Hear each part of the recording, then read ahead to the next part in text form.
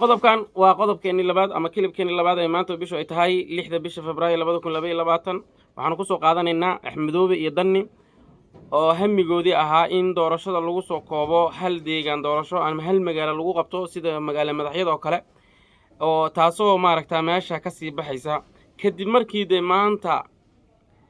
ninka la yiraahdo Cali Guudlaawe oo ayagu ku xisaabtamayeen in uu maaragtaa uusan ka degi karin magaalada beledweyne oo ah deegaan doorashada labaad ee doorashada ay ka dhici doonto Hirshabeelle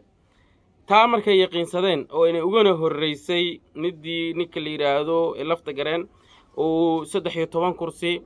uu uga dhawaaqay kuraasta taalla qayb ka mid oo ah magaalada Baraawe oo ah xarunta maaragtaa caasimadda u ah ee Koonfur Galbeed halkaas oo ay ka dhici doonto haddii alla idmo 13 kursi sidaas la mid ah ciidamo ilaalin lahaa oo ciidanka militariga iyo isugu jira booliiskaba halka laga dejiyay sidaas la midana laga dejiyay xataa ishaladaba ka soo degeen guddiga doorashada Hirshabeelle Koonfur Galbeed maaragtaa duwala kuuronay ay ka soo degeen halka gudoomiyahoodii iyo xubnaha maaragtaa halka doorashada u qaabilsan lafta gare labada arrimood oo isku raacday ninka la yiraahdo qoorqoor iyo ninka la yiraahdo Danni iyo Axmedoobe oo awal banaawilayay in ninka la yiraahdo uu soo ku qaban karin beledweyne maarta Guudlaawe doorasho isku qaban karin ayaa hadeertan eriyadoodii maalinlaha ahayd ee ayagu soo jeedinayeen ayaa halka ka baxayso mid walba waxa ku qasaba in beledu inuu geeyo doorashooyinka Axmedoobe 16 kursi ayaa waxa looga fadhiyaa meesha la yiraahdo Garbaharre iyo Gado halka 16 kursi oo farmaajo ku xisaabtamay oo reerkiisa ay leeyihiin sidaas la mid ah Danni oo maaragtaa kuraasta ka taalla meesha la yiraahdo Boosaasana asaguna uu ku xisaabtamay ay qasab tahay deegaan doorashada labaad ay tahay Boosaaso halkaas oo awalba ceeb iyo fadeexad uu ay ka raacday kadib markii duulaan aan loo aabayeelin oo gardarraha uu ku soo qaaday magaalada iyo haddii la ku roon yahay BSF ba halkaas oo jab iyo naasabeelba ay ka raaceen marka qabkii iyo karaamadii u lahaana halka ay ku burburtay kadib markii isimadii galay oo soo saaray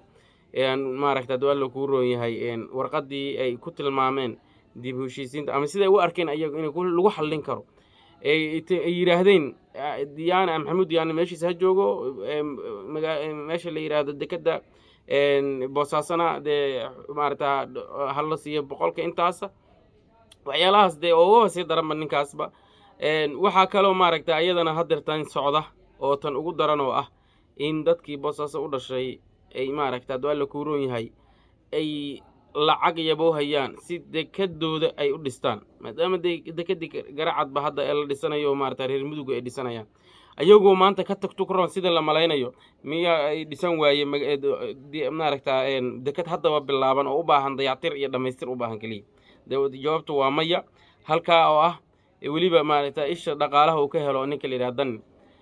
isagoo ishii dhaqaalaha bixirma rabtaba iska badaa kuraasta Boosaaso taale inuu boobe